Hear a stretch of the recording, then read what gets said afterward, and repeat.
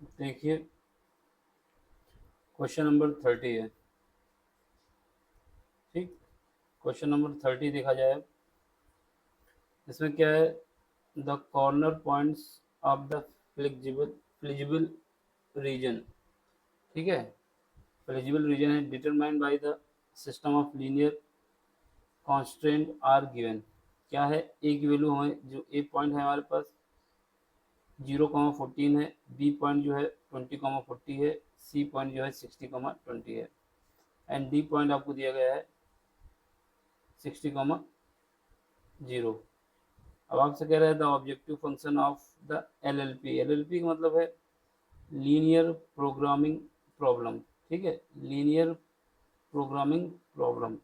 इसमें क्या है, हमको लाइन ड्रॉ करनी होगी। ठीक, तो आपको क्या करना है, जेड की वैल्यू फाइंड करना है। जेड इज इक्वल टू क्या गिवन है, 4x प्लस 3y। ठीक, find the point of the flexible region at which the value of objective function is maximum. एक मैक्सिमम वैल्यू फाइंड करना है जहाँ पर ये मैक्सिमम है, and the point at which the value is minimum. एक minimum value find करना है, यानी इसकी मैक्सिमम वैल्यू भी फाइंड करना है जेड की, और मिनिमम वैल्यू भी फाइंड करना है। Find the maximum and minimum values. ठीक है, हमें क्या करना होता है, इस प्रॉब्लम में जो पॉइंट दिए होते हैं उसके हिसाब से हमको लाइन ड्रॉ करनी होती है। जो पॉइंट दिए होते हैं उसके हिसाब से लाइन ड्रॉ करनी होती है। जो पॉइंट हमको गिवन है उसको लिख लो, क्या गिवन है। क्वेश्चन नंबर 30 है। 30 का पार्ट कौन सा है, पहला ही एक ही क्वेश्चन है। गिवन क्या है, हमको पॉइंट दे दिए गए हैं और पॉइंट के कोऑर्डिनेट दे दिए गए हैं। ए पॉइंट के कोऑर्डिनेट कितने हैं, 0,40, 0,40। बी पॉइंट का कोऑर्डिनेट कितना दिया गया है, 20,40, 20,40। सी पॉइंट का कोऑर्डिनेट कितना है, 60,20, 60,20। और डी पॉइंट का कोऑर्डिनेट कितना है, 60,0। डी पॉइंट का कोऑर्डिनेट है 60,0। ये हमें पॉइंट दिए गए, एक बार मिला लेते हैं। ए का है 0,40, बी का है 20,40, और सी का है 60,20। ठीक है, और डी का है 60,0। ये चारों पॉइंट दिए गए हैं, इनसे हमको क्या बनाना है, पहले तो क्या बनेगा डायग्राम देख लेते हैं। ठीक है, इसके लिए ग्राफ ड्रा करते हैं। तो हम लाइन खींच लेते हैं। ठीक, और थोड़ा ऊंचे नीचे हो जाए। देखो, सबसे पहले हमें क्या है, कितना गिवन है, एक्स की वैल्यू 0 से स्टार्ट होगी, यानी ओरिजिन हमारे 0, 0 है। ठीक है, इसके बाद एक्स हमारा 20 भी जाएगा। जो जो पॉइंट हमको दिए हैं एक्स को लिख लेते हैं। जैसे यहाँ 20 जाएगा तो 20 हम यहाँ पे लिख लेंगे। फिर उसके बाद 60 जाएगा, एक मिनट, 20 को थोड़ा दूर लिख लें क्योंकि दो ही पॉइंट है ना। तो यहाँ मान लेते हैं 20 आएगा, यहाँ पे हमारा 60 आ जाएगा। ठीक, तो ये पॉइंट हमको दिया है। ये जो, इसके बाद इसमें क्या है, वाई के विषय में देख लो, वाई के विषय में क्या क्या है पॉइंट। वाई का जो पॉइंट है हमारे पास 0 भी जाएगा, ठीक है, 40 जाएगा, 20 भी जाएगा, तो यहाँ 20 लिख लो, और 40 भी जाएगा, 40 लिख लो। ठीक है, ये हमारे डी के पॉइंट हो गए, सॉरी वाई एक्सेस पे जो जाएगा। ये मेरी एक्स एक्सेस है, ये एक्स डैश है, ये वाई है, और ये वाई डैश है।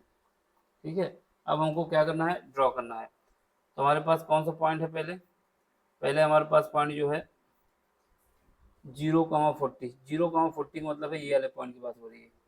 यहाँ पर 0,40 है, ये पॉइंट कौन सा है, ये ए पॉइंट है।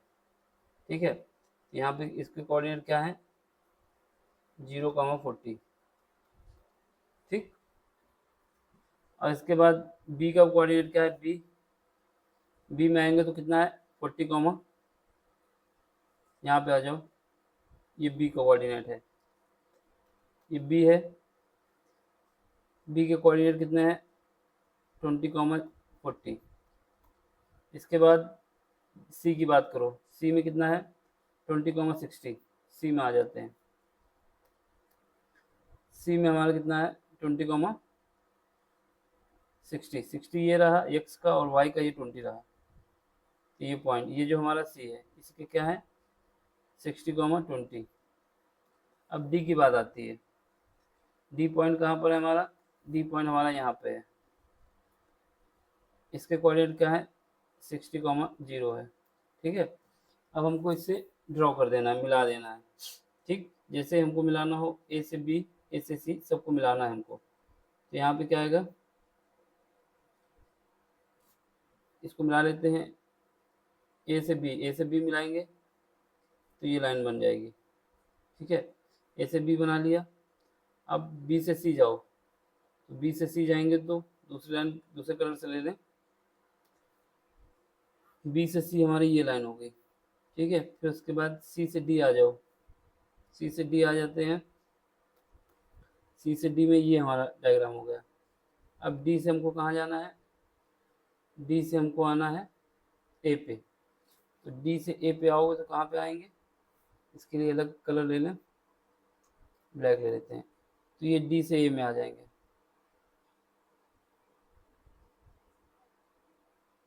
हमारा ये डायग्राम बन जाएगा। ठीक है, इसी का यूज करके हमको ये हमने बना दिया आपको।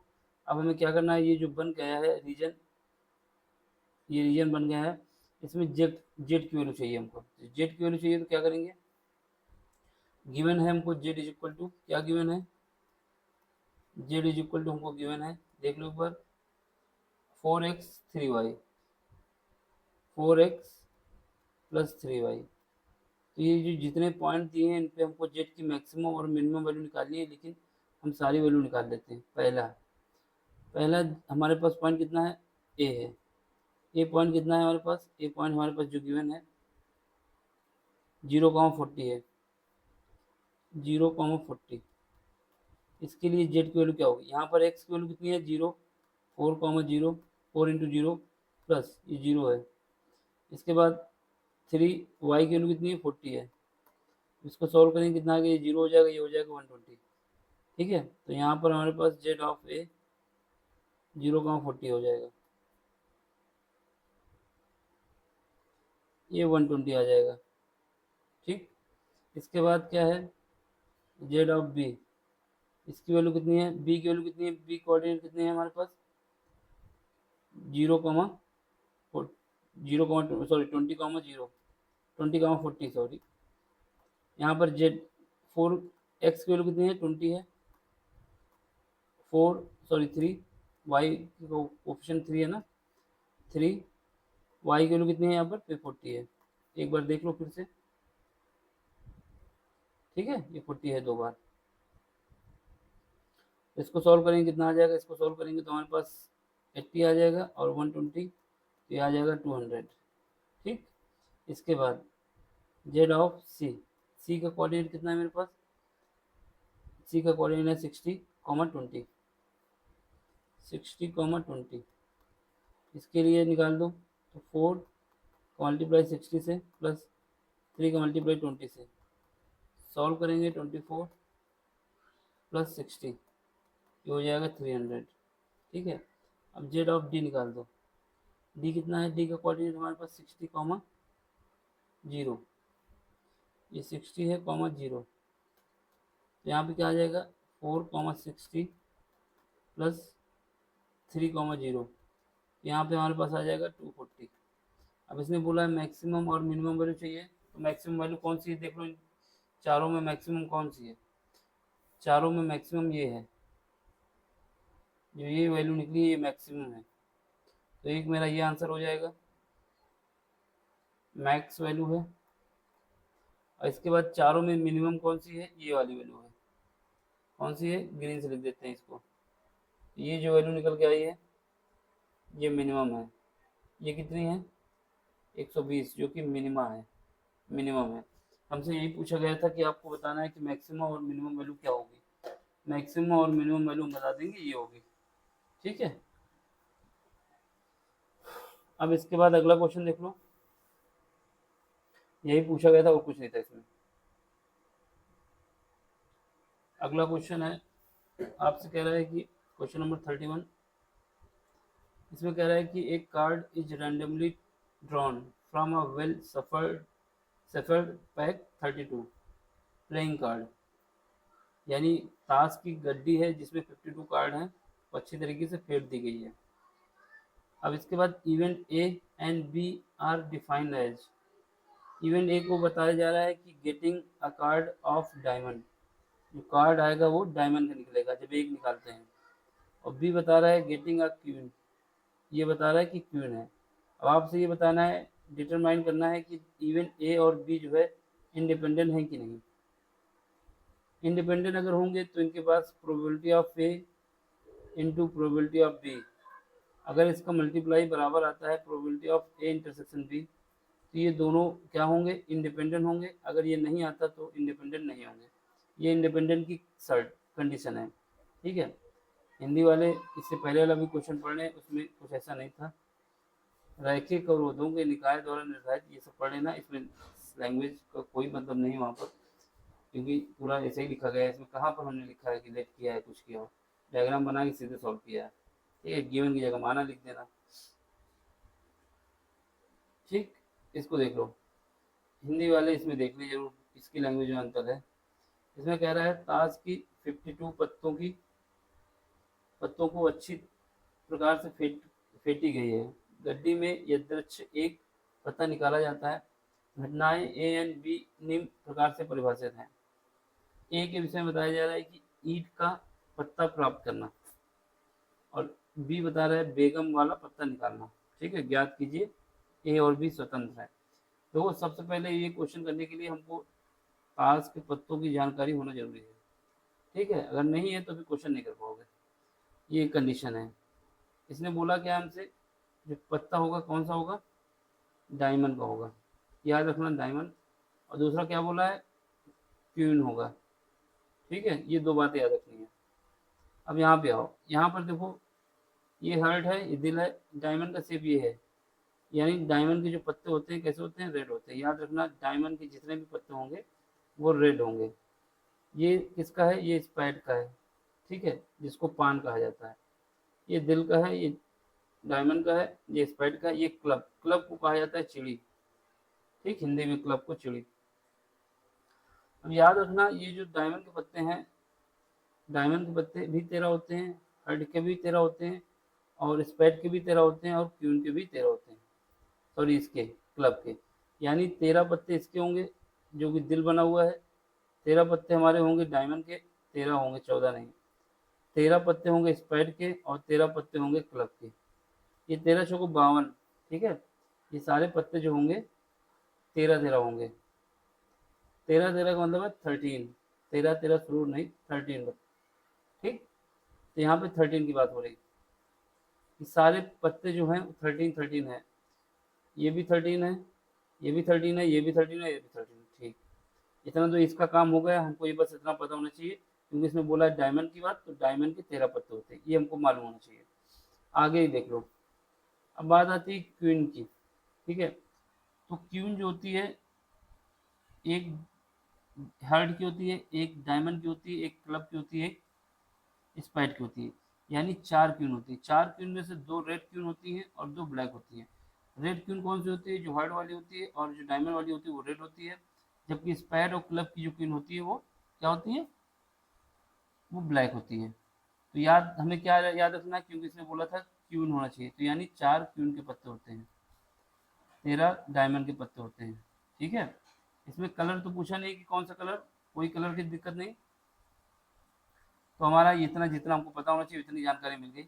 आगे हम दिए गए हैं, इसमें आप देख सकते हैं कि 52 में डायमंड के 13 होते हैं, 13 हर्ड के होते हैं। 13 हर्ड में जो है एक किंग होगा, एक क्वीन होगा, एक जैक होगा, एक एस होगा। फिलहाल के लिए हमको डायमंड के 13 पता होना चाहिए था, और कितनी क्वीन होते हैं ये पता होना चाहिए। चारों में एक एक क्वीन होती है, तो 4 क्वीन हो गई, ठीक है। पत्ते 4 प्रकार के होते हैं, याद रखना। अब क्वेश्चन सॉल्व करते हैं, इसके आगे जब आएगी कंडीशन तो और बताएंगे आगे। इसके हिसाब से देखो, ठीक है।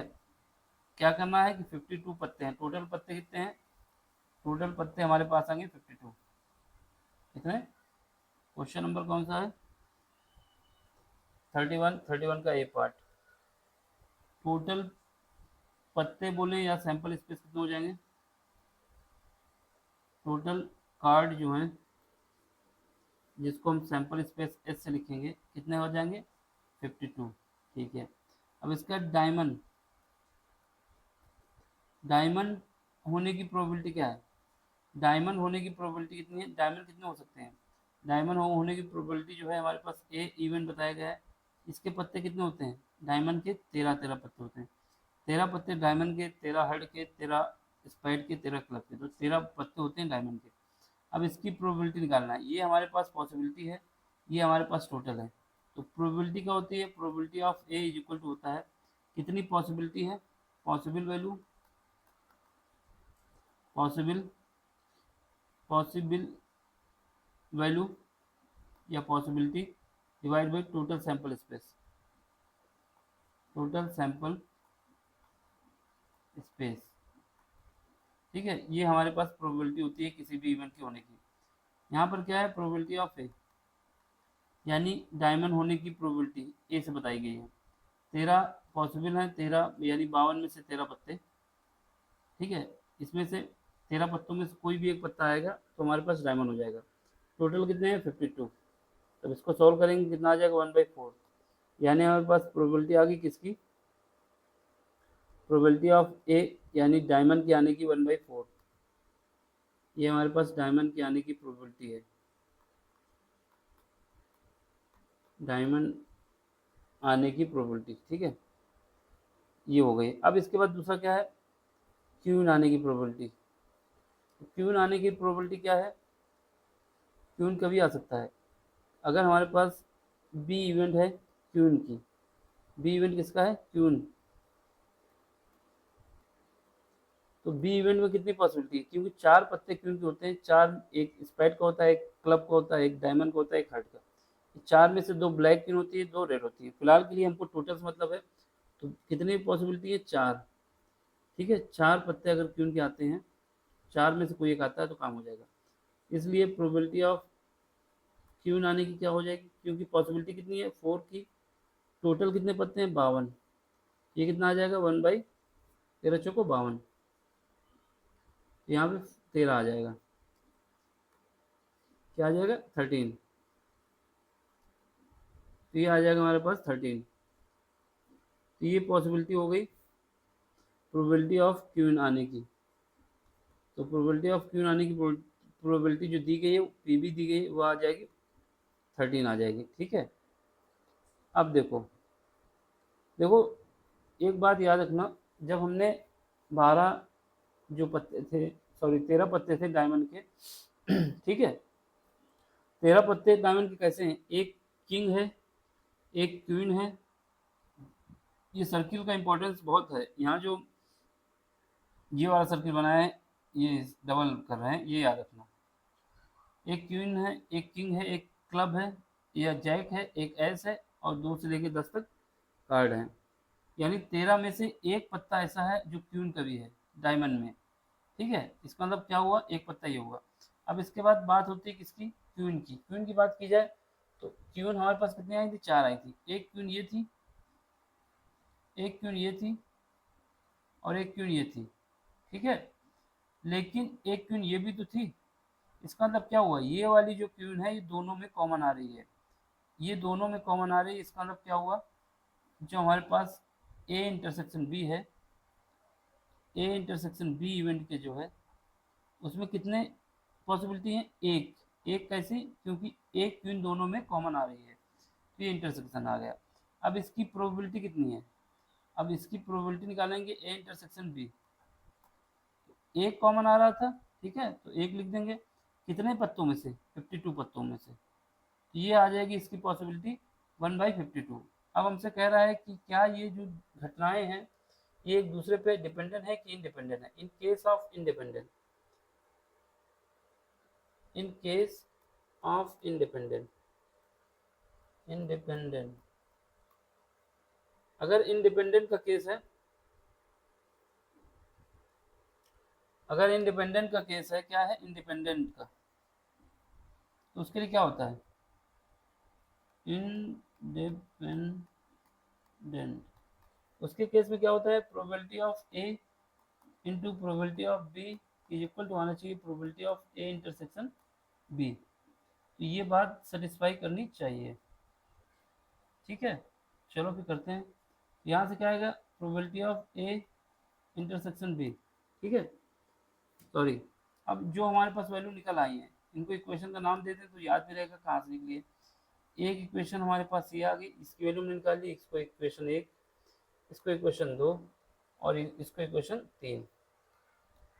अब सारी वैल्यू इसमें पुट कर देंगे। तो ये कितना निकाला था, प्रोबेबिलिटी ऑफ ए आई थी 1/4, प्रोबेबिलिटी ऑफ ए कितनी आई थी 1/4, ये 1/4 हो जाएगा।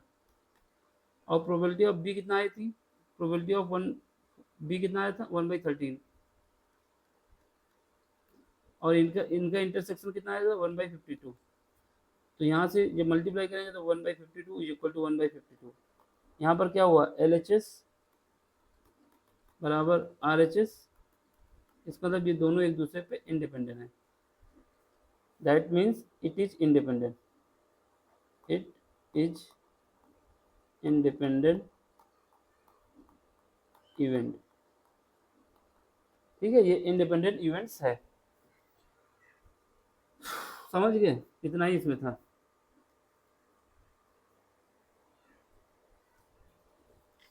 समझ में आया तो लाइक करें, शेयर करें और सब्सक्राइब भी करें, ठीक है। इसका एक क्वेश्चन और देख लेते हैं, जो लास्ट पार्ट है। ये क्या है, आपसे कह रहा है find the probability distribution of the number of the doublet in 3 thrown of a pair of dice.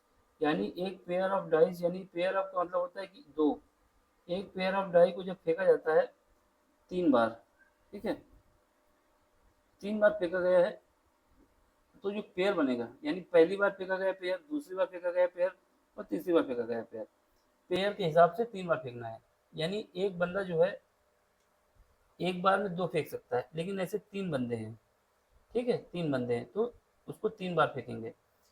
तो ये पेयर में ही फेंकेंगे, अकेले अकेले नहीं फेंकेंगे। एक बार फेंका, फिर दूसरी बार फेंका, फिर उसका दूसरा बंदे का नंबर आएगा, फिर तीसरे का, तो 2 बार फेंकना है पेयर के हिसाब से। तो इसमें कह रहा है कि डबलेट, डबलेट का मतलब है कि जो नंबर हमने पहली बार फेंका, मान लो 1 आया, दूसरी बार फेंका फिर 1 आ गया, तो इसका मतलब क्या, वही नंबर हमारे पास दोबारा सेम आ गया, तो ये काम हो गया।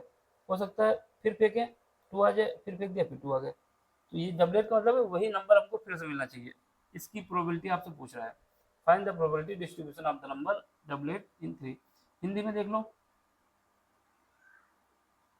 पासे के एक युग्म को 3 बार उछालने पर दिक्कों की संख्या का प्रायिकता बता रहा है। वही दिक्कों का मतलब है कि दोनों संख्याएं सेम आनी चाहिए। देखो जब पासे को फेंका जाता है, क्वेश्चन नंबर 31 का बी पार्ट है, पासे को जब फेंका जाएगा, ठीक है, अगर पासे को फेंका जाता है तो उसकी प्रोबेबिलिटी क्या होगी, पासे को हम फेंकते हैं तो पासे को 2 बार फेंकेंगे, पेयर के हिसाब से फेंकना है, तो क्या आएगा, total number of sample space कितने हो जाएंगे, total number of sample space हो जाएंगे 36, ठीक है। टोटल सैंपल स्पेस अगर निकालना है तो कितने आ जाएंगे 36। कैसे आएंगे, क्योंकि एक बार फेंकते हैं तो 6 आता है, फिर उसका फिर दोबारा फेंकेंगे फिर 6 आएगा, और जितनी बार फेंका जाता है उतनी पावर चढ़ा दी जाती है। एक बार पॉसिबिलिटी कितनी 6 आने की, अब इसको हमें 2 बार फेंकना है तो कितना आ जाएगा 6 की पावर 2, 6 की पावर 2 का मतलब टोटल नंबर 36। तो total sample space, total sample space कितना आ जाएगा 6 की पावर 2, क्योंकि पेयर में फेंका जा रहा है 36, ठीक है। तो यहाँ पे 36 आ गया। अब अगर आपको लगता है इसको बनाना चाहिए तो बना भी सकते हैं, एस के रूप में दिखा देंगे और हम बना देते हैं कि पहले नंबर पे 1 आ जाए, फिर उसके बाद 2 आ जाए, सॉरी पहले में 1 आया फिर भी 1 आ गया। एक कहानी ये हो सकती है, पहले में 1 फिर दूसरे में 2, फिर 1 फिर 3, फिर 1 फिर 4, फिर 1 आया फिर 5 आ गया, फिर 1 आया फिर 6 आ गया। तो ये पहले केस में हो गया, ठीक है। अब ऐसे ही दूसरा बना दो, पहले में 2 फिर 1, 2 1 2 3 2 4, है ना, ये पहले में फिक्स हो जाए और दूसरे में वेरी करता है 5 2 6, ठीक। इसके बाद तीसरा बना सकते हैं अगर बनाना चाहें, ऐसे बनाने की जरूरत नहीं है यहाँ पर क्योंकि हमको 36 आ गया, लेकिन आपको बता देना है 3 को फिक्स कर दो, वेरी करते रहो, 3 2 3 3 3 4 3 5 3 6, ठीक है।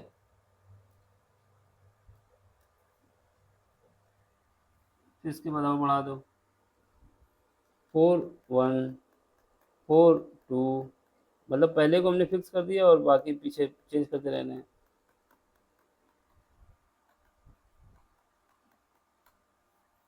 फिर इसके बाद देख लो,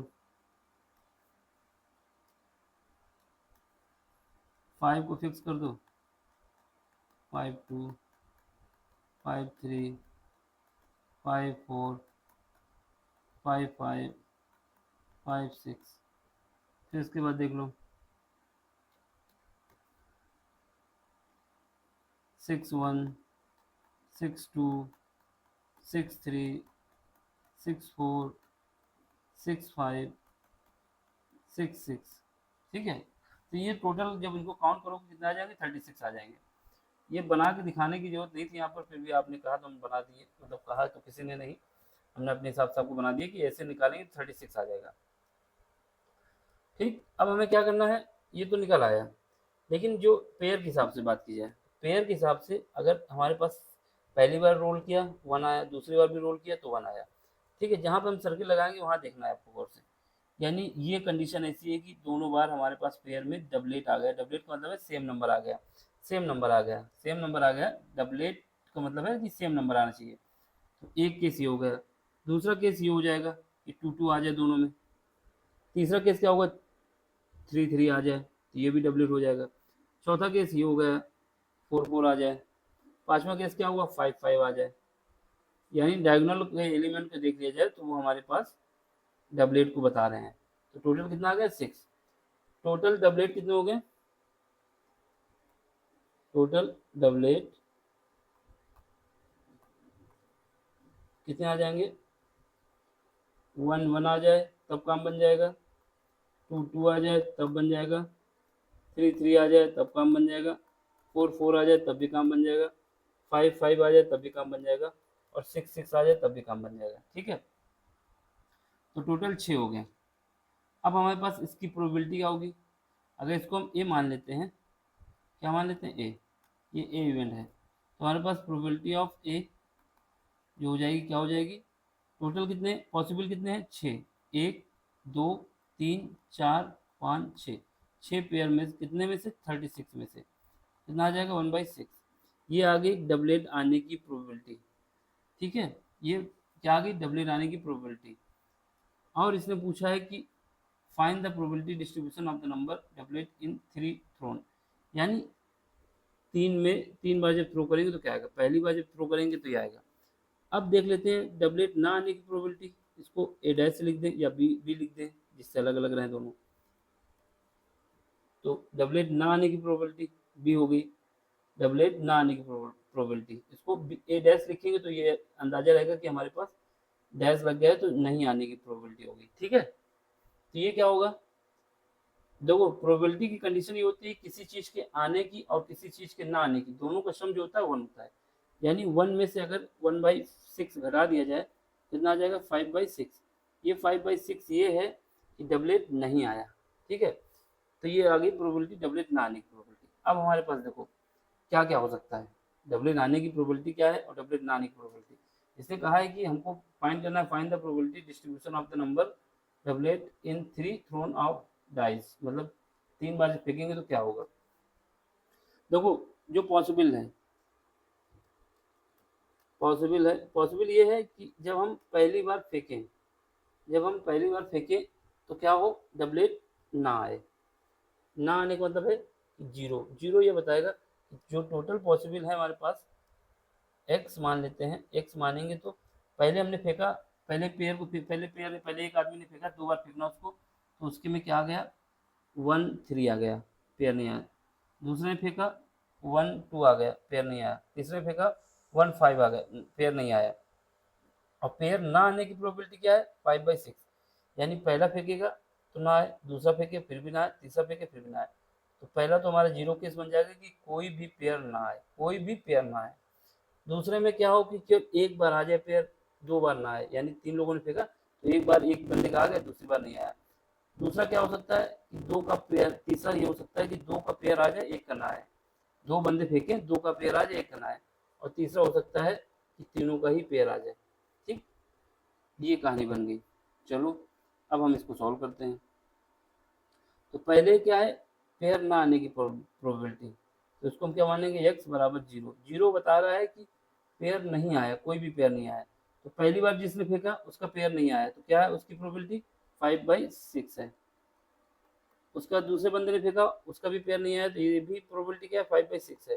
तीसरे ने फेंका, उसका भी पेयर नहीं आया, तो ये भी क्या है, 5/6 है। तो इसको सॉल्व करेंगे 125 आएगा, डिवाइड करेंगे कितना आ जाएगा, 36, सॉरी 260, 260 आ गया, 260 सॉरी, 6 का क्यूब कितना होता है, 216, 216। तो ये आ गया। तो ये हमारे पास क्या आया कि उसकी पेयर नहीं आया, कोई भी पेयर नहीं आया। अब इसके बाद क्या है, x बराबर 1, 1 ये बता रहा है कि एक पेयर आ गया, यानी पहले बंदे ने फेंका उसका पेयर आ गया। पेयर आने की प्रोबेबिलिटी कितना है, 6 है, 1/। फिर उसके बाद दोनों ने फेंका, उनका नहीं आया, यानी 5/6 आया दूसरे बंदे का, तीसरे का भी 5/6 आया, इनका पेयर नहीं आया। एक केस ही हो सकता है कि पहले का ना आए, यानी 5/6, दूसरे का आ जाए 1/6, और तीसरे का भी ना आए 5/6। तो 1/6 क्यों हुआ, क्योंकि इसका आ गया था पेयर। अब ये हो सकता है कि पहले 2 का ना आए, इसके बाद लास्ट में आ जाए 5/6, इसका नहीं आया पेयर, 5/6 इसका भी नहीं आया, लेकिन लास्ट वाले बंदे का आ गया। तो ये एक बंदे का पेयर आने की प्रोबेबिलिटी है। तो इसमें देखो सब में क्या है, कॉमन क्या है हमारे पास, 216, इनका एलसीएम है। ये कितना हो जाएगा, 25 प्लस ये कितना हो जाएगा, 25 प्लस 25। इसको सॉल्व करें कितना आ जाएगा, ये आ जाएगा 75/216। ठीक है, ये प्रोबेबिलिटी आ गई किसकी, एक पेयर आने की प्रोबेबिलिटी। अब इसके बाद क्या है, 2 पेयर आ जाए। 2 पेयर का मतलब है कि 2 लोगों का पेयर आ जाए और 1 लोगों का ना आए, यानी पहले बंदे का आ गया, दूसरे का भी आ गया, लेकिन तीसरे का नहीं आया। तो इसके ना आने की प्रोबेबिलिटी कितना है, 5/6 प्लस इसके बाद क्या हुआ कि पहले का आ जाए, दूसरे का ना आए, और ये कितना है 6, और तीसरे का भी आ जाए, तो ये 2 लोगों का आ गया। अब ये हो सकता है कि पहले का ना आए, यानी 5/6 आ गया, और लास्ट वाले दोनों का आ जाए 1/6, 1/6। अब इसको सॉल्व करेंगे कितना आ जाएगा, तो ये आ जाएगा हमारे पास, इसका भी एलसीएम कितना आएगा, 216, यहाँ पे 5, यहाँ पर 5, यहाँ पर 5, कितना आ जाएगा 15/216। ठीक है, अब इसके बाद हो सकता है तीनों का आ जाए, यानी x बराबर 3। ये केस है कि तीनों का ही पेयर आ जाए। ठीक है, तो पहले बंदे का आ गया 1/6, दूसरे का भी आ गया 1/6, तीसरे का भी आ गया 1/6, ये कितना हो गया 1/216।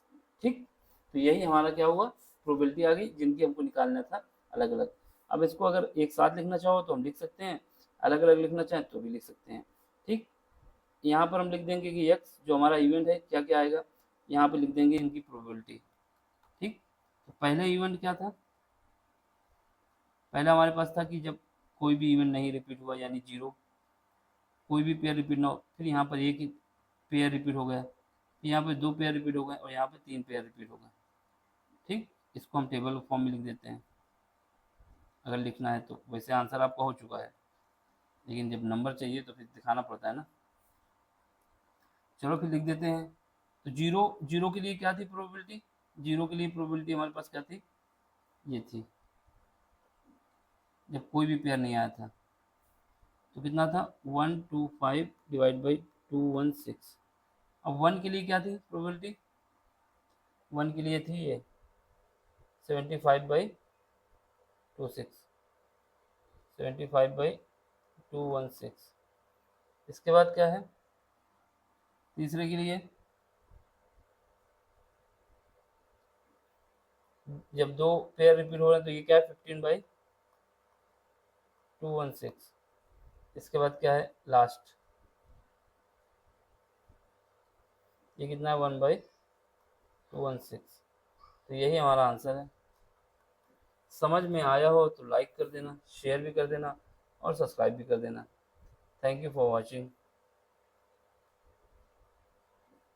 देखिए क्वेश्चन नंबर 33 अब। ठीक, 33 में क्या है, using matrix solve the following system of linear equation. आपको ये जो क्वेश्चन है इसको मैट्रिक्स मेथड से सॉल्व करना है। इक्वेशन क्या है, 3x + 4y + 2z = 8, पहली इक्वेशन है। दूसरी इक्वेशन क्या है, 2y - 3z = 3, और तीसरी इक्वेशन है x - 2y + 6z = -2। ये क्वेश्चन आपको मैट्रिक्स मेथड से सॉल्व करना है। इसमें x, y, z की वैल्यू आपको बतानी है। ठीक, हिंदी वाले भी देख लें। सेक्शन डी स्टार्ट हो चुका है। सेक्शन डी में जो है क्वेश्चन नंबर 33 व्यू मेथड से यूज करना है इसको और सॉल्व करना है। तो क्वेश्चन कौन सा है ये, 33, इसको हम सॉल्व करने जा रहे हैं। गिवन इक्वेशन पहले लिख लेते हैं।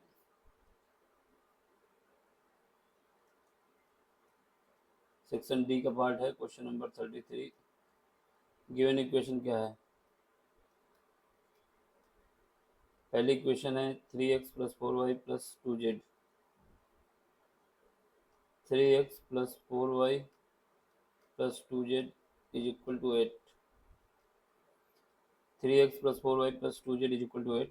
दूसरी इक्वेशन क्या है, ये इक्वेशन नंबर 1 हो गई। दूसरी इक्वेशन है 2y - 3z = 3, 2y - 3z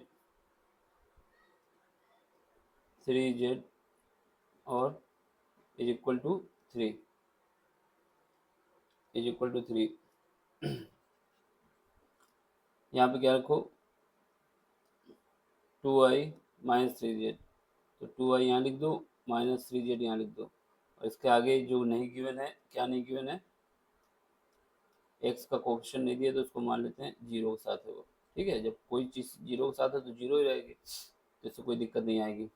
तो इक्वेशन हमारी कौन सी हो गई है, इक्वेशन नंबर 2 हो गई। अगली इक्वेशन है x - 2y + 6z, x - 6y, x - 6y, x - 6y, sorry x - 2y + 6z। क्या हो रहा है भाई, -2y + 6z = ये कितना है, -2 है, -2। ये इक्वेशन नंबर 3 हो गई। तीनों इक्वेशन मिला लो एक बार फिर से। 3x + 4y + 2z = 8, 3x + 4y + 2z = 8, ठीक है। 2y - 3z = 3, 2y - 3z = 3, ठीक है। x - 2y + 6z, x - 2y + 6z = -2, ठीक है। तीनों इक्वेशन दे दी गई। हमको क्या करना है, मैट्रिक्स मेथड से इसको सॉल्व करना है। मैट्रिक्स मेथड से सॉल्व करना है, इसका मतलब हमको जो इक्वेशन लिखनी होगी वो ऐसे लिखनी होगी कि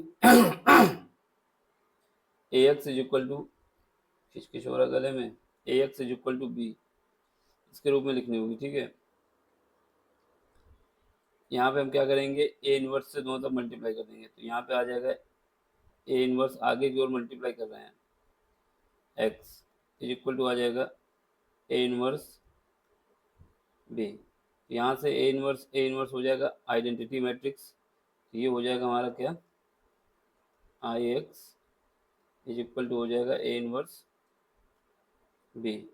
तो यहाँ से हमारे पास x की वैल्यू जो आ जाएगी, फर्दर सॉल्व करेंगे तो x की वैल्यू आ जाएगी, मतलब कैपिटल X का जो मैट्रिक्स है वो आ जाएगा हमारे ए इनवर्स चाहिए और b, तो ये हमारा मेन फार्मूला होगा।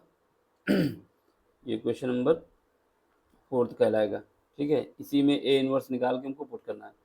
अब बात आती है कि ए इनवर्स कैसे निकालेंगे, तो ए इनवर्स ऐसे निकाला जाएगा, तो पहले जो मैट्रिक्स है हमारे पास, जो मैट्रिक्स है उसका डिटर्मिनेंट निकाल लें, 1 / डिटर्मिनेंट, फिर उसके बाद उसी मैट्रिक्स का एडजॉइंट ऑफ ए निकाल लें, ये हमारा ए इनवर्स हो जाएगा। अब बात आती है कि एडजॉइंट ऑफ ए क्या होगा, तो एडजॉइंट ऑफ ए जो होगा, क्या करना है, कोफैक्टर मैट्रिक्स निकालना है। क्या हो गया, बिल्कुल कोफैक्टर मैट्रिक्स निकालना है, ठीक है, कोफैक्टर मैट्रिक्स निकालना है। कोफैक्टर मैट्रिक्स निकालने के बाद किसका कोफैक्टर मैट्रिक्स निकालेंगे, ए का। उस कोफैक्टर मैट्रिक्स का ट्रांसपोज निकाल लेंगे। कोफैक्टर मैट्रिक्स निकालेंगे, उसका ट्रांसपोज निकाल लेंगे, वही हमारा एडजॉइंट ऑफ ए होगा। अभी कोफैक्टर मैट्रिक्स क्या होता है उसको हम बात अभी अब जब सॉल्व करेंगे तो बताएंगे। लेकिन कोफैक्टर मैट्रिक्स के लिए जो एलिमेंट निकाले जाते हैं उसके लिए जो फार्मूला होता है आई जे सी इज इक्वल टू आई जे -1 की पावर आई प्लस जे और मैट्रिक्स एम आई जे। ये जब यूज होगा तो दिखाएंगे कैसे आया ये। ठीक है, यहाँ पे इतना काम हो गया। अब बात आती है कि हमारा मैट्रिक्स ए क्या होता है, बी क्या होता है और सी क्या होता है। तो मैट्रिक्स ए जो होता है, जो भी हमारे पास मैट्रिक्स ए है, जो एक्स वाई जेड के कोफिशिएंट है, एक्स वाई जेड के कोफिशिएंट पहली इक्वेशन के, एक्स वाई जेड के कोफिशिएंट दूसरी इक्वेशन के, एक्स वाई जेड के कोफिशिएंट तीसरी इक्वेशन के, उनको लिखना होता है।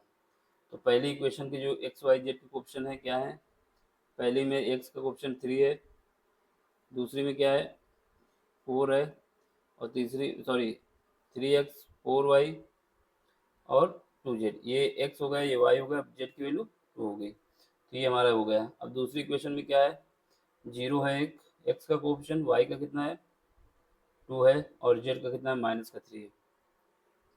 तीसरी इक्वेशन में x का कोफिशिएंट 1 है, इसमें कितना है -2 है, इसमें कितना है 6 है। ठीक है, तो ये हमारा हो गया, क्या आ गया, ए मैट्रिक्स आ गया। अब बात आती है कि बी क्या होता है या एक्स क्या होता है। तो पहले हम एक्स बता देते हैं क्या होता है। एक्स जो होता है कैपिटल एक्स, वो स्मॉल एक्स, स्मॉल वाई और जेड, स्मॉल एक्स वाई और जेड। बात आती है बी, बी क्या होता है, बी जो होता है मेरा वो 8 3 -2, 8 3 -2। तो ये बी कोफिशिएंट हो जाएगा। ठीक है, यानी यहाँ पर जो कांस्टेंट टर्म होते हैं वो हमारा बी मैट्रिक्स बनता है, वो भी कॉलम मैट्रिक्स। जेड और एक्स जो है कॉलम मैट्रिक्स बनेगा। ठीक है, क्योंकि एक ही कॉलम में एक एलिमेंट आएंगे, और ए हमारा ऐसे रहेगा। तो ये हमारा पूरा हो गया। क्या ए कहाँ से आया, जो एक्स वाई जेड के कोफिशिएंट थे। एक्स कहाँ से आया, कैपिटल एक्स, जो एक्स वाई जेड दिया हुआ था। और बी कहाँ से आया, जो इसके कांस्टेंट टर्म थे वो। तो ये हमारा सब कुछ बन चुका है। अब हमें क्या करना है, सबसे पहले डिटर्मिनेंट ऑफ ए निकालना होगा। अगर डिटर्मिनेंट ऑफ ए हमारा 0 आ जाता है, यहाँ पर देख लो, अगर डिटर्मिनेंट ऑफ ए 0 आ जाएगा तो ये जो है मेरा एग्जिस्ट ही निकलेगा। इसका मतलब क्या है कि डिटर्मिनेंट ऑफ ए यानी जो मैट्रिक्स ए बन रही है उसका डिटर्मिनेंट कभी भी 0 नहीं आना चाहिए। अगर 0 आएगा तो ए इनवर्स एग्जिस्ट नहीं करेगा। तो क्या बताएंगे, अगर ए इनवर्स एग्जिस्ट कराना है तो determinant of A does not equal to 0, ये कंडीशन आएगी तो एग्जिस्ट करेगा। क्या एग्जिस्ट करेगा, ए इनवर्स। ठीक है, अगर ये हमारा 0 आ गया तो एग्जिस्ट नहीं करेगा। अब सारा खेल क्या है, डिटर्मिनेंट ऑफ ए पहले निकालते हैं। तो डिटर्मिनेंट ऑफ ए निकालने के लिए क्या करोगे, जो मैट्रिक्स है उसको लिखो। यहाँ पे क्या है 3 है,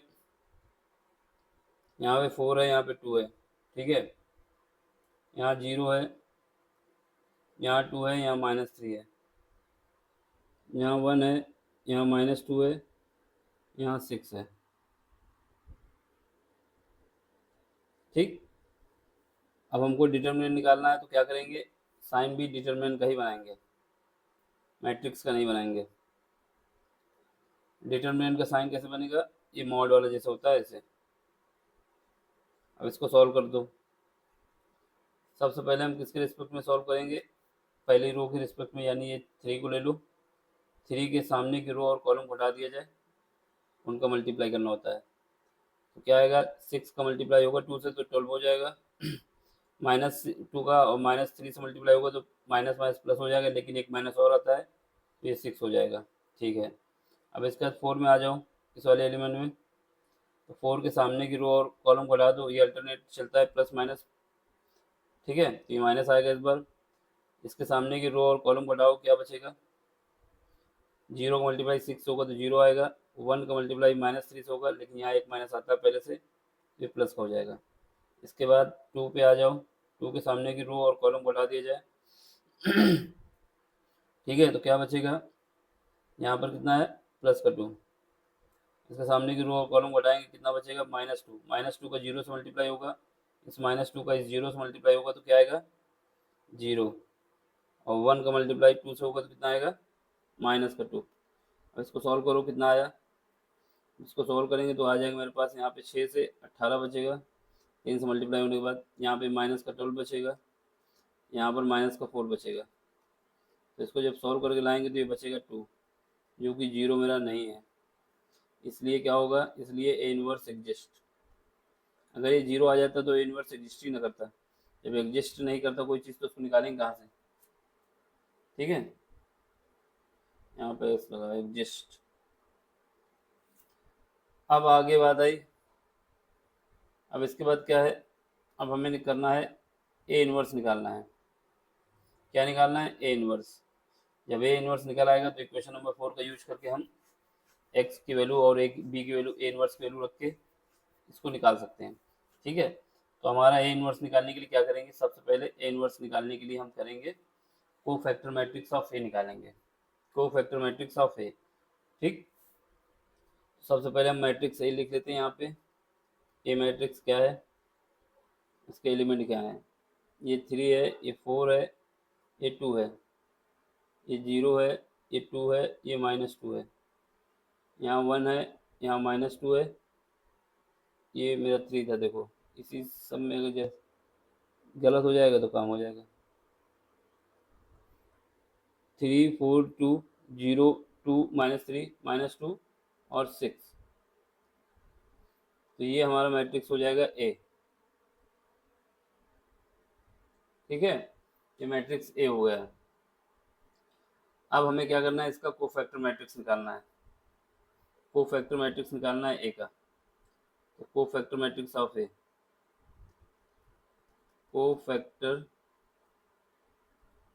मैट्रिक्स ऑफ ए, इसको हम किससे लिखेंगे, सी से लिखेंगे। ठीक है, तो हमें सी के एलिमेंट निकालने होंगे सारे, सी के एलिमेंट निकालने होंगे, यानी सी को हम यहाँ लिख दें, इसको हमें निकालना है,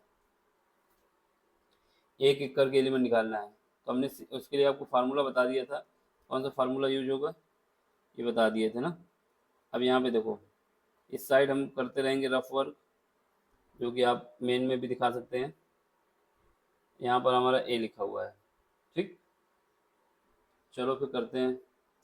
तो पहले सबसे पहले हमको लिख लेना होगा, क्या लिख लेना होगा, कि हम जो फार्मूला यूज करेंगे कोफैक्टर निकालने के लिए वो होगा Cij इज इक्वल टू -1 की पावर होगा i प्लस जे, और यहाँ पे होगा मॉड ऑफ Mij, मॉड नहीं, मैट्रिक्स ऑफ Mij।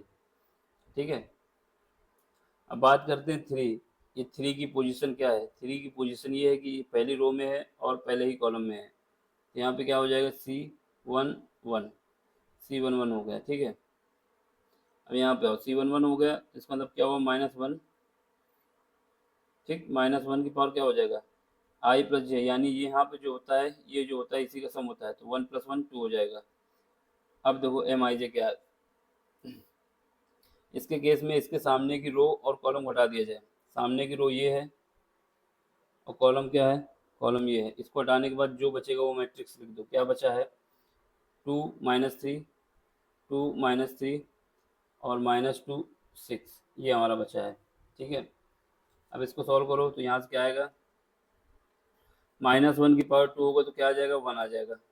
क्योंकि अगर किसी माइनस की पावर इवन है तो क्या होता है, माइनस कोई दिया हुआ है उसकी पावर इवन है तो हमेशा पॉजिटिव हो जाता है। दो माइनस माइनस मिलकर प्लस बना देते हैं। तो 6 का मल्टीप्लाई 2 से होगा, कितना आ जाएगा, 12 आ जाएगा। -6 यानी 2 -2 है, -3 है, मिल के क्या बनेंगे, प्लस।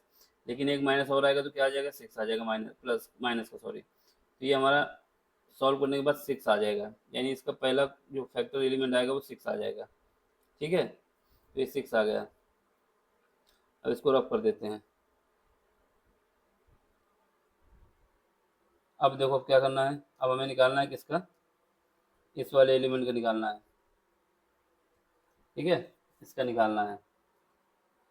इसका निकालना है तो कलर ले लेते हैं दूसरा।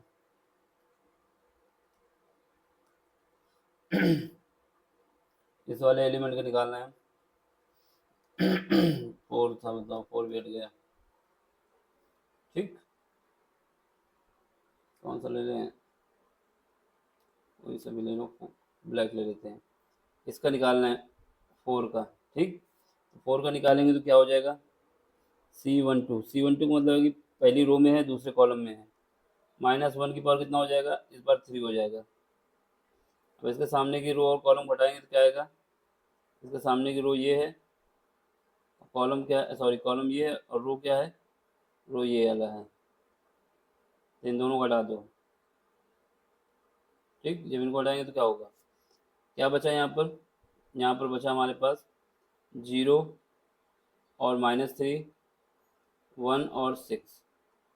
ठीक है, इसको सॉल्व करो तो यहाँ से क्या आ जाएगा, -1 की पावर 3 है तो माइनस आ जाएगा, इनका मल्टीप्लाई करोगे 0 हो जाएगा और इसका मल्टीप्लाई करोगे प्लस का 3 हो जाएगा। तो यहाँ से हमारे पास -3 आ जाएगा। क्या आया, -3। अब इसको रफ करो।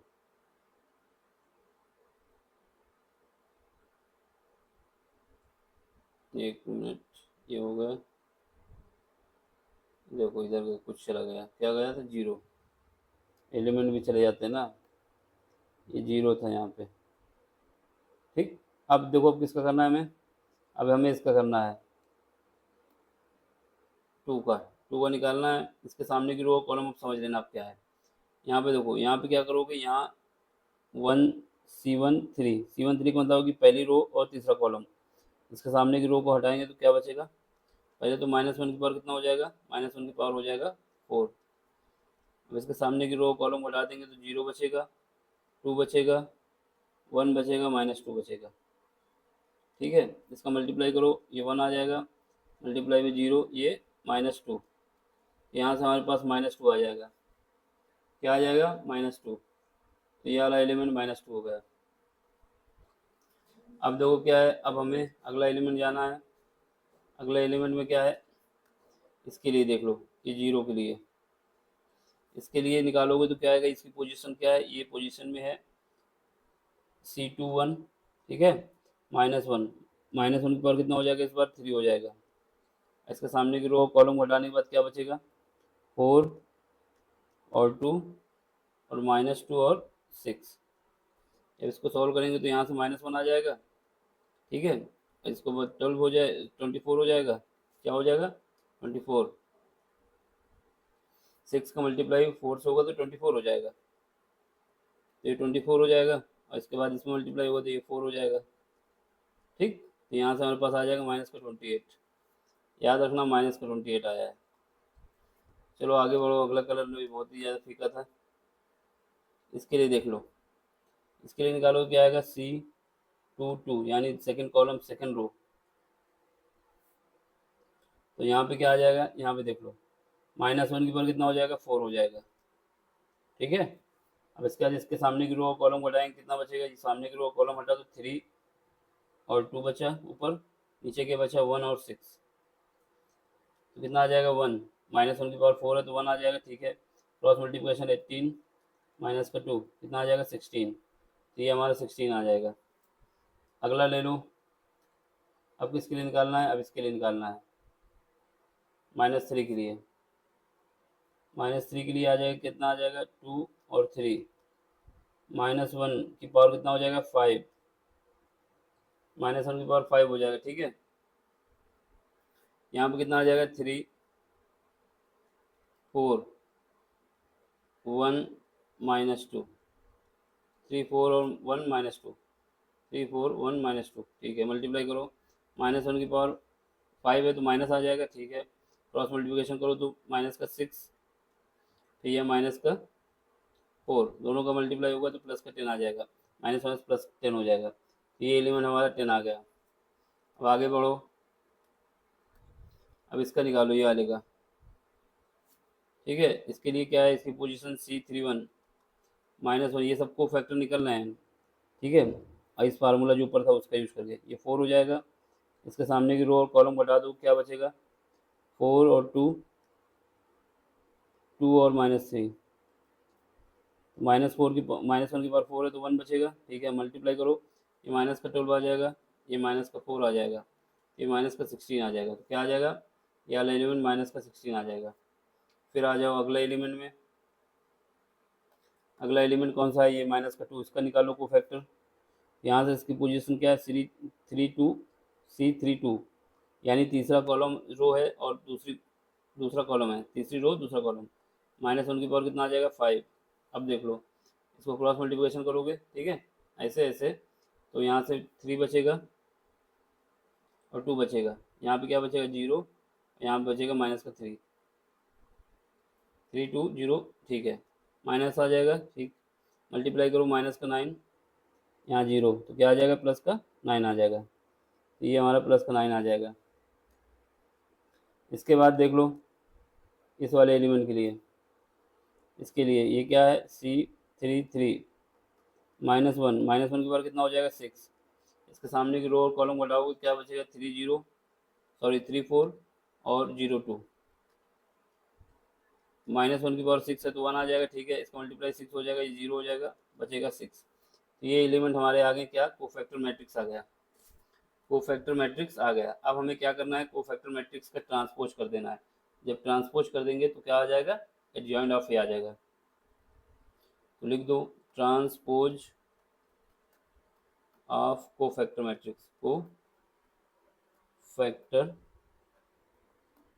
मैट्रिक्स, इसका ट्रांसपोज करेंगे तो क्या आ जाएगा, C डैश या CT कहें, ठीक, या फिर C डैश कहें, इसी को हम कहते हैं एडजॉइंट ऑफ ए, ये भी कह सकते हैं। तो क्या आ जाएगा, यहाँ से हमारे पास इसको, इसमें क्या किया जाता है, ट्रांसपोज में रो को कॉलम में और कॉलम को रो में बदल दिया जाता है। इसकी रो क्या है, R1 है, ये क्या है, ये R2 है, ये R3 है, तो इसको हम कॉलम में बदल दे रहे हैं। क्या है, 6 -3 और -2, एक यहाँ पे क्या है, -28 16 और 10, यहाँ पे क्या है, माइनस का 16 9 और 6। ये तो हो गया पूरा आपका, ठीक है, जो कि हमने बदल दिया, ठीक। अब आपको क्या करना है, अब आपको हमें इक्वेशन नंबर ए में जाना है, फोर्थ में जाना है, इन इक्वेशन फोर्थ, ये हमारे एडजॉइंट ऑफ ए आ गए। अब इक्वेशन नंबर फोर्थ में जाओ, इन इक्वेशन फोर्थ,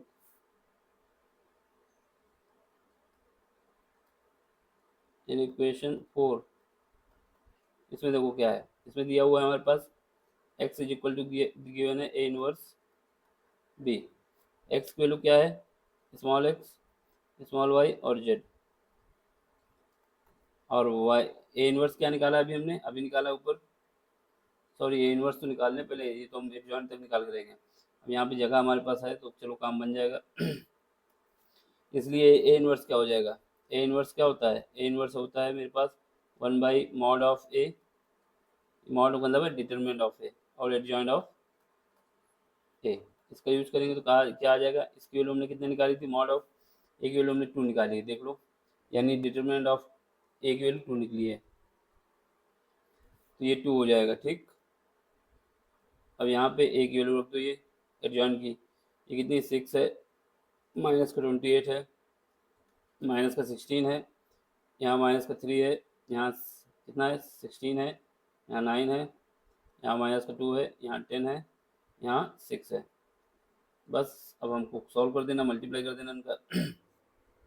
तो ए इनवर्स कितना है हमारे पास, ए इनवर्स जो है उसको लिखो, ए इनवर्स हमारे पास क्या है, 1/2 है, 1/2 को बाहर ही रखना है अभी, 1/2, यहाँ पे क्या आ जाएगा, 6 माइनस का 28 माइनस का 16, यहाँ माइनस का 3, यहाँ 16, यहाँ पे 9, यहाँ पे माइनस का 2, यहाँ पे 10 और यहाँ पे 6, ठीक है, ये हो गया। अब बी क्या है, बी के एलिमेंट हमने ऊपर बताए थे, बी में क्या है, कौन सा है, कॉलम मैट्रिक्स है। इसकी वैल्यू क्या है, 8 3 -2, 8 3 -2, तो बी का भी लिख दो 8 3 -2, ठीक। इसको आपको सॉल्व करना है, चलो फिर सॉल्व करते हैं। देखो ये पहली रो, ये इसकी रो है, इस रो का मल्टीप्लाई किससे होगा, कॉलम से, ये C1 है, एक ही कॉलम है, कोई दिक्कत नहीं है। 6 का मल्टीप्लाई 8 से होगा, कितना आएगा, 1/2 को बाहर ही रखो अभी, 6 का मल्टीप्लाई 8 से होगा तो कितना आ जाएगा, 48। -28 है, -28 का 3 से मल्टीप्लाई कर दो, -28 इंटू 3, फिर इसके बाद माइनस, ये माइनस प्लस हो जाएगा, कितना आ जाएगा, 32। ठीक, एक एलिमेंट आ गया। अब देखो अगला, अगले के लिए क्या करोगे, सेकेंड रो ले लो, ये 3 का मल्टीप्लाई -8 से होगा, कितना आ जाएगा, -24। 16 का 3 से होगा, 16 का 3 से होगा तो 48। 9 का -2 से होगा, कितना आएगा, 9 का -2 से होगा तो 18। अब अगला कॉलम ले लो, रो सॉरी कॉलम तो एक ही है, रो ले लो। यहाँ पे क्या आएगा, -2 का मल्टीप्लाई 8 से होगा 16, 10 का मल्टीप्लाई 3 से होगा 13, 6 का मल्टीप्लाई -2 से होगा 12। ठीक है, तो यहाँ 1/2, देखो यहाँ पे जब इसको ऐड करो कितना आ जाएगा, इन दोनों को ऐड करोगे तो हमारा आ जाएगा 32, और 48 को ऐड करेंगे फिर 80 आ जाएगा, कितना आ जाएगा, 80। 32 और 48 ऐड होंगे तो कितना आ जाएगा, 80 आ जाएगा, यानी 80 आ जाएगा। ठीक है, अब इनका जब मल्टीप्लाई होगा कितना आएगा, 4 और 6 दूनी 8, 84 आ जाएगा। ठीक है, अब इसमें देखो, इसमें जब करेंगे तो कितना आ जाएगा मेरे पास, 24 से इतना गया, तो यहाँ से 24 बचा, यहाँ पे आ जाएगा मेरे पास, इनको जब ऐड करेंगे कितना आ जाएगा, 48 प्लस का आ जाएगा, और माइनस का मेरे पास कितना आ जाएगा, ये हो जाएगा मेरे पास 6 कम कर दो, यानी 42 हो जाएगा। ठीक, इधर देख लो, इधर जब करेंगे तो कितना आ जाएगा, यहाँ पर हमारे पास 30 है, माइनस का 28। अब इसको फर्दर सॉल्व करेंगे तो 1/2 तो रहेगा ही, यहाँ पे कितना आ जाएगा मेरे पास, -2, सॉरी -4, -4 आएगा ना, 80 में 80, 84 में 80 जाएगा तो ये -4 बचेगा, यहाँ पर मेरे पास बचेगा 6, और यहाँ पर बचेगा 2। ठीक है, ये 6 बचा है। चलो यहाँ से x, सॉरी यहाँ पर हमारे पास क्या है, x y और z। अब 2 से अंदर मल्टीप्लाई कर दो, मैट्रिक्स में ये प्रॉपर्टी होती है, किसी भी स्केलर का जब मल्टीप्लाई होगा तो पूरे एलिमेंट में होगा, तो 2 का मल्टीप्लाई करेंगे कितना आ जाएगा, -2, 1/2 का मल्टीप्लाई हो रहा है, ये 3 आ जाएगा, ये 1 आ जाएगा। इसका मतलब क्या हुआ, जब कंपेयर करेंगे तो x की वैल्यू कितनी आ जाएगी, -2, y की वैल्यू कितनी आ जाएगी, y की वैल्यू आ जाएगी 3, और z की वैल्यू कितनी आ जाएगी, 1। ये हमारा आंसर है, क्या है आंसर, x की वैल्यू -2, y की वैल्यू 3, और z की वैल्यू 1 आ जाएगी। ठीक है, ये हमारा आंसर है फाइनल। अब अगला क्वेश्चन देख लिया जाए, इसी में हो जाए तो। अगला क्वेश्चन क्या है, हमसे कह रहा है कि फाइंड, यूज करना है इंटीग्रेशन मेथड। ठीक है, find the area of the reason bounded by the curve. इस कर्व का जो एरिया है वो हमको बताना है, क्या होगा। ये कर्व देखने में क्या है, ये कर्व हमारा पैराबोला का है, किसका है, पैराबोला। चलो फिर कर देते हैं, इसमें भी देख लो, समाकलन विधि का यूज करना है, और एक्स के एक्सेस के बीच घिरे छेद का क्षेत्रफल बताना है। चलो फिर करते हैं। क्वेश्चन नंबर कौन सा है, क्वेश्चन नंबर है हमारे पास 34 है शायद, हाँ 34 है। ठीक, इसमें देख लो, इसमें समाकलन मेथड का यूज करना है। तो क्या है, using integration find the area of the reason bounded by this. देखो सबसे पहले हमें पता होना चाहिए जो गिवन है, क्या गिवन है, y is equal to X square दिया है, ये पैराबोला है, क्या है, पैराबोला। ठीक, और रीजन क्या दिया गया है, रीजन दिया गया है x की वैल्यू -1 से x की वैल्यू 1 तक, इसके बीच का हमें एरिया फाइंड करना है। क्या फाइंड करना है, एरिया। ये एक्स एक्सिस भी बताया जा रहा है। ठीक, सबसे पहले हमें डायग्राम बनाना आना चाहिए। तो पैराबोला का डायग्राम ऐसे बनता है, ये हमारा क्या है, एक्स एक्सिस है, ये एक्स डैश है, ये वाई है, और ये वाई डैश है। ठीक, देखो जब वाई स्क्वायर, अगर हमारे पास यहाँ पे क्या है, वाई है, वाई में स्क्वायर नहीं है, एक्स में स्क्वायर है। अगर वाई में स्क्वायर नहीं है तो इसका मुंह वाई की तरफ कर देंगे, इसका मुंह क्या कर देंगे, वाई की तरफ कर देंगे। वी शेप नहीं बनाना है, यू शेप है